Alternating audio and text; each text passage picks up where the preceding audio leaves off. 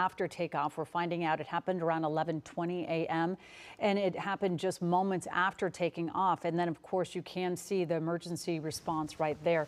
But this aircraft really, there's very little left of it, so it must have.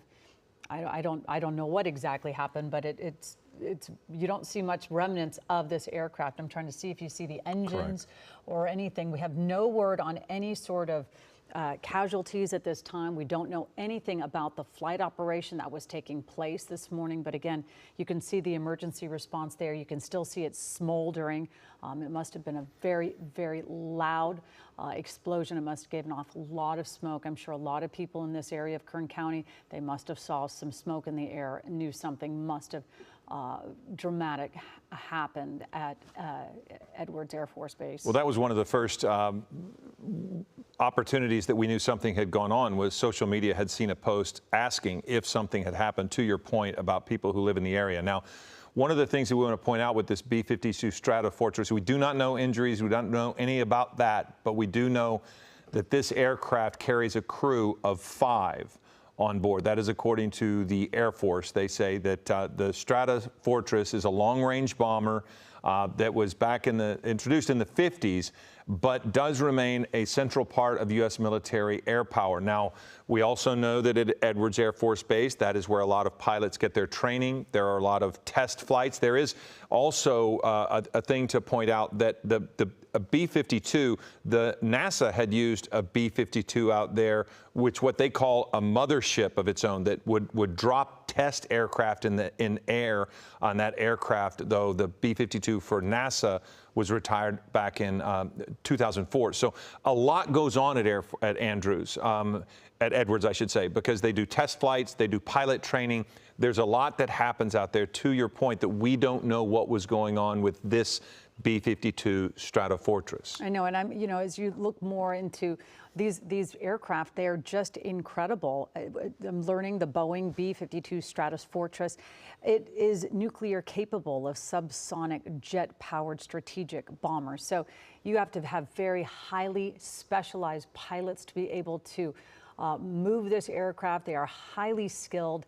It is just such a sad sight right there. You see fire crews, they have to use that sort of foam to try to get these fires out from the aircrafts. When you see it even on any normal airport, you'll see if there's any sort of emergency, the fire response usually has a foam retardant that they have to use, not just water, to try to get a fire out. Well, and we're kind of looking at this image here. It does look like it is at least adjacent to a runway.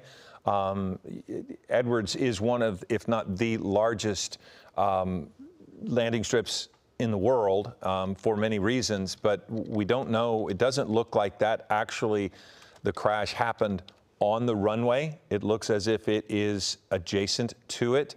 I bring that up from the fact that you mentioned this aircraft. It can travel 8,800 miles without refueling.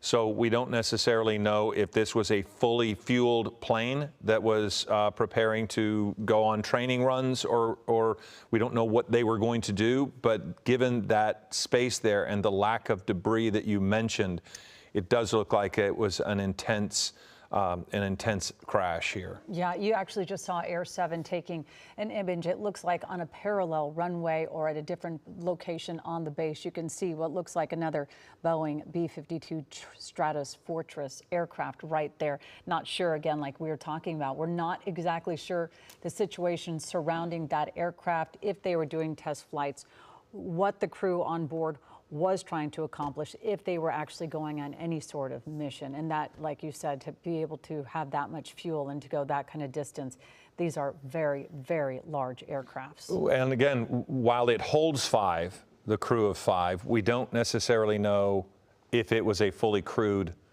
plane, if it was all fully staffed, or if maybe it was just pilot, co-pilot. We simply do not know. And that other B-52 Stratofortress over there that we saw, we don't necessarily know if maybe they were planning to fly in tandem of some sort. But we do know that we have an intense emergency response here. And again, these are live images of what's going on at Edwards right now. We know that Edwards Air Force Base, they did release a statement. They'd said that the Air Force B-52 Stratofortress crashed shortly after taking off on the Edwards airfield at 11:20, and they did say emergency crews, of course, immediately responded to the scene, and the situation is ongoing. We certainly are hoping and waiting to learn any additional information from the Air Force, because they're obviously in an emergency situation, so we have very, very little information, but we certainly wanted to get this on air as soon as Air 7 was there, because just knowing that a community saw this, probably heard a very massive boom, it had to rattle this area. So again, we're still learning information. We're still waiting to hear more from Edwards Air Force Base officials to give us the exact details, if they will in fact give us the exact details on what happened here today at 11:20. Well, many of us are all familiar with where Edwards is, but again, it's very near Lancaster. If you're trying to if you're just new to the area and you're trying to figure out exactly where it is, so it's going to be a community that is impacted by this, because people live, they work in this area. So again, you're talking about something that is going to impact many folks. And again, beyond the fact of who was on that plane. Yeah, and these are obviously, these are used for long haul missions. So again, when you see the level of destruction, or just the lack of a fuselage and the lack of debris is what is so, really jumping out at me here. It's very startling to see something like that. It just, obviously, they're going to have the NTSB will be on the scene to try to conduct this investigation as well. These aircrafts, they have black boxes. I'm sure that, I don't know how the military has their use of their black boxes, but there's so much computer equipment, air traffic control. They were monitoring the situation. So to see something happen right after taking off, which is usually one of the most dangerous parts of any air travel, is takeoff and landing. Those are times of any stress. Even if it's a routine flight, pilots do have to take extra awareness on taking off, and to see that it happened so quickly after takeoff, because again, you can see the other aircraft sort of adjacent on another runway. So this is just such a sad sight to see. Well, and again, just to remind folks what Edwards is doing, I mean, it is a premier place for flight testing, developmental research, weapons systems evaluations. So any number of activities could have been taking off with this. But again, this is major news, since this has happened shortly after takeoff. Actually, we're getting word that we're not sure if it was takeoff landing, but yes, it was shortly after takeoff.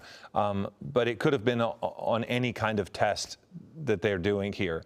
So we're just going to have to kind of wait and see what the mission was that was going on. But again, with so many things going on out there that regarding testing or flight training, it could have been anything. Yeah, and we know these aircraft, they can carry conventional and nuclear weapons, as well as cruise missiles and precision guided munitions. So again, this was an aircraft that could have had quite a bit on board. So again, we're hoping that the Air Force will give a little bit more information as to what happened. But again, they're in the early stages of the investigation. And as we see, the threat to the public outside of what has happened here is non-existent for the most part, because we now have emergency crews there, just a big burn scar. But as you mentioned, Colleen, we just don't see much in the way of wreckage, which is horrible when you think about what might have happened with this plane. And again,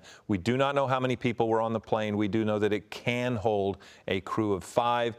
You have emergency personnel there. That does look as if the fire, for the most part, is out, so there's no real risk of it spreading.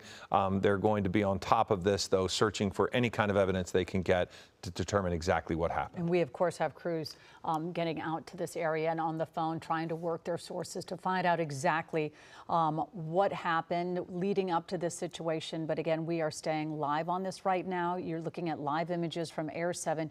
You can see the aircraft as we have been talking about it. That is the remnants of where the bomber crashed. So that's going to wrap up this particular coverage here. Don't forget, Eyewitness News at 3 o'clock. We have crews on the way, on the ground to the scene. Plus, we have these images from Air 7. Thanks for joining us. We'll return you to programming.